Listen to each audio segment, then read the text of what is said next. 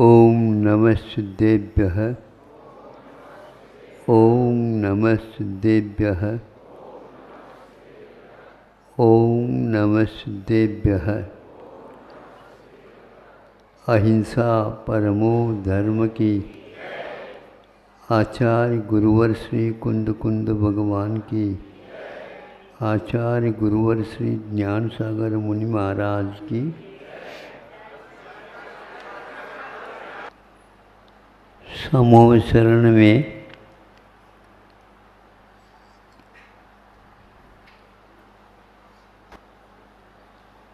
देवों की तरफ से प्रतिनिधित्व अपनाते हुए एक व्यक्ति अपना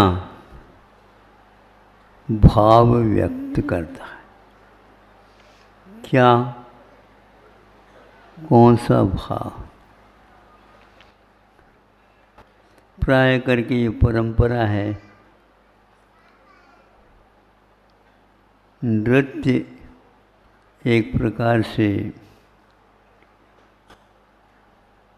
देवियों का कार्य है और वही देवियाँ नीचे भी उसी का समर्थन करने लगे और उसी में लीन हो करके सुख और शांति का अनुभव करने लगे। प्राय ये सुनने में आता है। आप लोगों को क्या आता है? यही कुछ नहीं बोल रहे हैं। अर्थ आप निर्णीत नहीं हैं अभी। तो इस परंपरा का समूह शरण में एक प्रकार से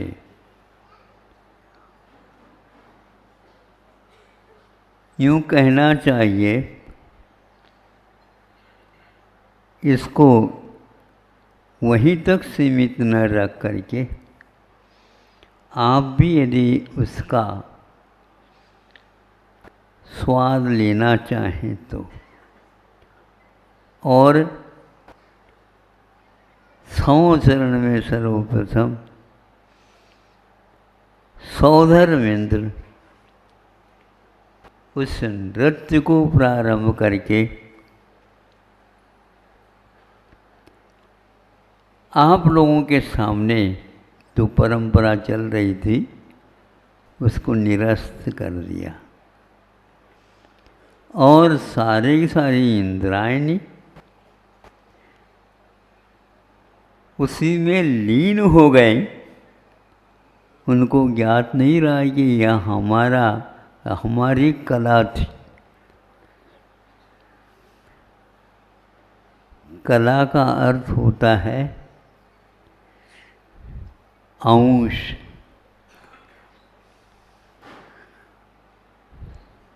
16 दिन में 16 कलाएं चंद्रमा में शुक्ल पक्ष में एक एक दिन में एक एक करके पूर्ण हो जाती है, जिसको पूर्णिमा बोलते हैं।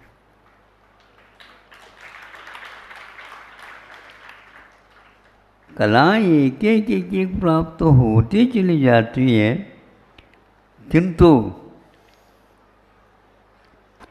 उन कलाओं में या उन कलाओं से अमृत उसी दिन बरसता जिस दिन कलाएं पूर्ण हो जाती है। तो कला एक प्रकार से पूर्णता में अमृत स्रावी है, ये सिद्ध होता है।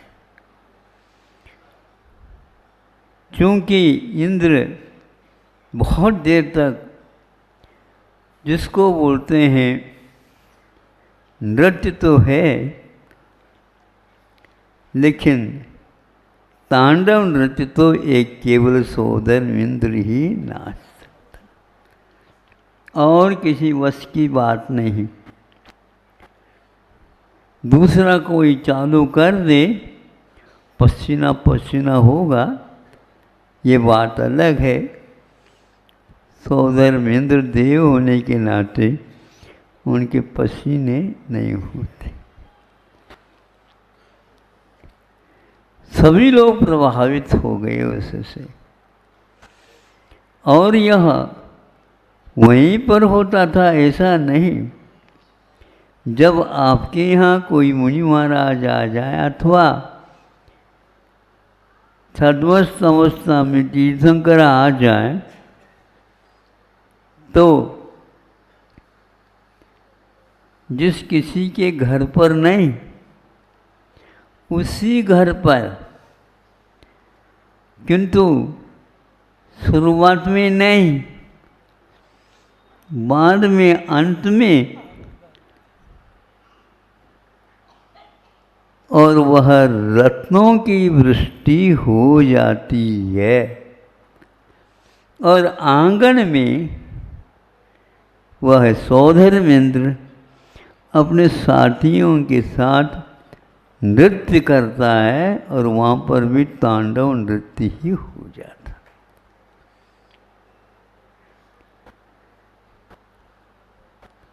यह एक सत्य है और कटु सत्य है। इनके यहाँ ही क्यों हुआ ऐसा? हम भी तो आंगन में खड़े थे, खड़े तो थे आप, लेकिन भीतरी भावों में वह कर्म का उदय नहीं है, इसलिए वह स्वरूप समझ में नहीं आता। यह नृत्य भक्ति का एक प्रादुर्भाव तो है ही, लेकिन ऐसा वह अपने सीमा तक पहुंच जाता है। इसके बावजूद भी सौधर्मेंद्र तीर्थंकर प्रकृति का बंध नहीं कर सकता। अपने जीवन काल में बहुतों के उन्होंने पंच कल्याण कराया होगा, किंतु उनके जीवन में वह तीर्थंकर प्रकृति का बंध नहीं हुआ, नहीं होगा, ये शास्त्र कहते हैं। क्यों नहीं होगा? मनुष्य ही इसके लिए अधिकारी है और कोई भी नहीं। यह एक तथ्य है। आप जितने भी कोशिश कर लो, किंतु वह प्रत्येक को बंद नहीं होता है। पुरस्कृत यदि होगा और पूरे नंबर लेकर के आएगा, उसी को दिया जाएगा, लेकिन वह एक ही होगा। तुलनात्मक अध्ययन करने के उपरांत भी यह निर्णय लिया जाता है कि यही एकमात्र इसका पात्र है। भाव सबके होते हैं, उन भावों को देख करके आप वह भाव प्राप्त नहीं करते तो तीर्थंकरों को पहले से प्राप्त है। लेकिन मुक्ति प्राप्त करने का यदि किसी को अधिकार है, वही भाव चाहिए, ऐसा कोई नियम नहीं है। तीर्थंकर प्रकृति के बंध के लिए 16 कारण भावना है, किंतु कल या परसों कहा था 12 भावनाओं के द्वारा जो कार्य होता है वह तीर्थंकर प्रकृति के बंध से भी बहुत बहुत बहुत आगे का रहता है। जो अपने जीवन में असंयम को छोड़ करके ऊपर नहीं उठ सकता, उसके जीवन में वो 12 भावनाएं फलती नहीं। आप भी जो है बार बार बैठ करके राजा राणा, छत्रपति, बस छत्रपति ऊपर छत्र की वो देख रहे हैं घूम रहा है क्या नहीं। ये क्या, यह 12 भावना नहीं, केवल 12 भावना। स्वाध्याय के उपक्रम में समय सार से भी उठ करके कोई भी विषय को रखने का प्रयास किया है ग्रंथकारों ने, उसमें यही किया है 12 भावनाओं का चिंतन प्रारंभ हुआ नहीं, अपने आप ही वैराग्य भाव, वैराग्य उपावन माई चिंत्यो अनुप्रेक्षा भाई। अब ऐसा है,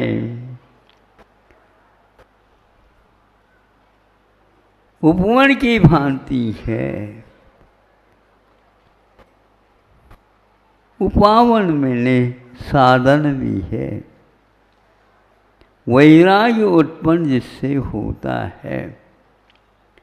बहुत सारे सूत्र है, जगत का स्वभाव हुआ संवेग वैराग्यार्थम। पाठ तो कर ही लिया आप लोगों ने, कुछ वैराग हुआ?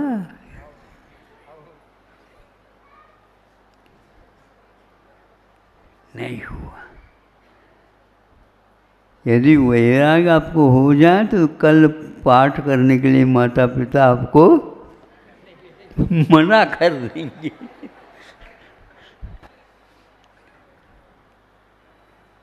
महाराज ये कब से आपने अपनाया? हम पाले पोसे सिखाए पढ़ाए, छोटे से बड़े बनाए और आपको दे।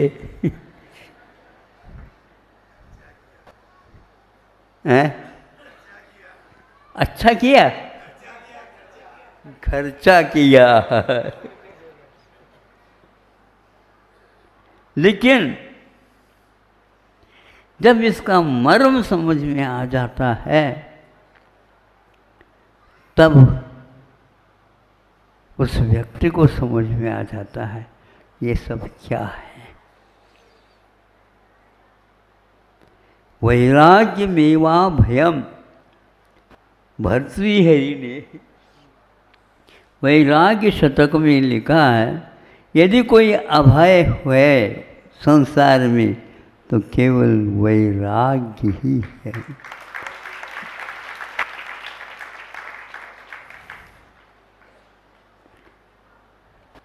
अन्य सारे के सारे भाव राग से लिपटे हुए हैं। देखने में आए या नहीं आए, वैराग्य नहीं हो रहा या सिद्ध कर रहा है, इनके बीच में भीतर कहीं न कहीं वह राग चिपका हुआ है, वह बाहर नहीं आ सकता तब तक जब तक कि 12 भावनाओं का चिंतन भीतरी भाव से जो करता है। तीर्थंकर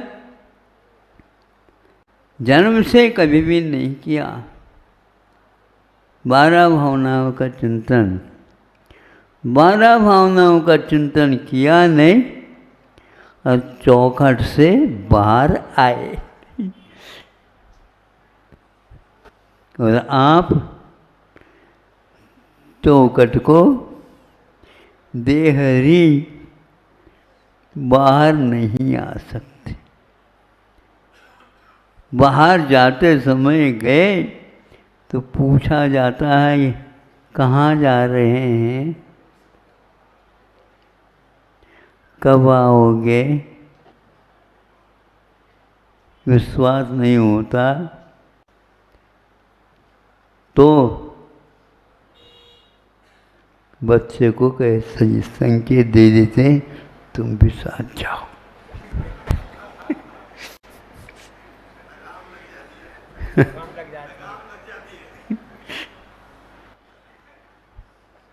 घर कारागृह है, वनिता वेदी, और ये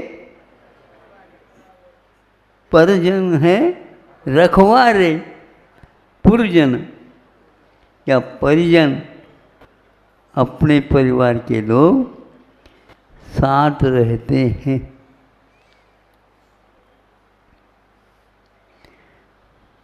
नेता कोई चले तो पुलिस हो जाते साथ, थोड़े से पीछे बने रहे, लेकिन कोई उस परिधि में घुस नहीं सकता।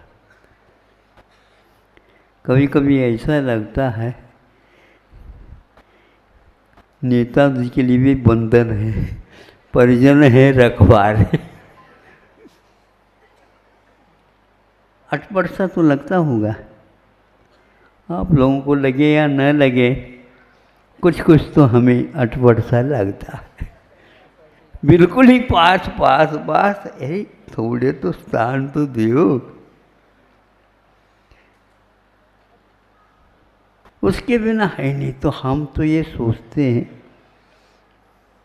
अनेकांत की उपासना बहुत अच्छी है, आप रहेंगे साथ तो हमारा अनेकांत पल जाएगा।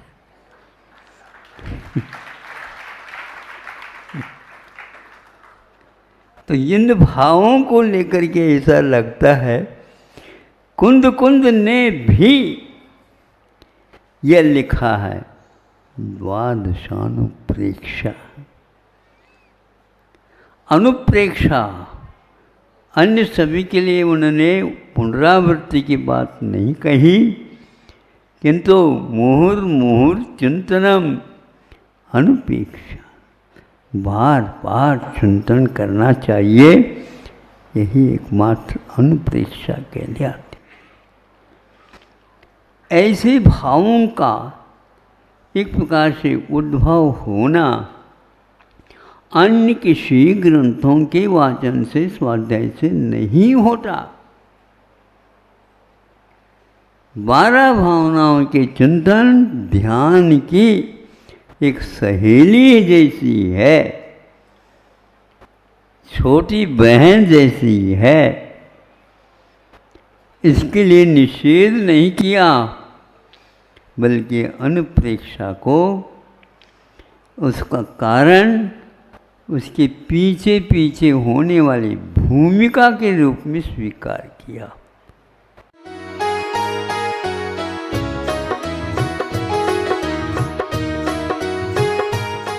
Wonder cement सर्वविद्या season 2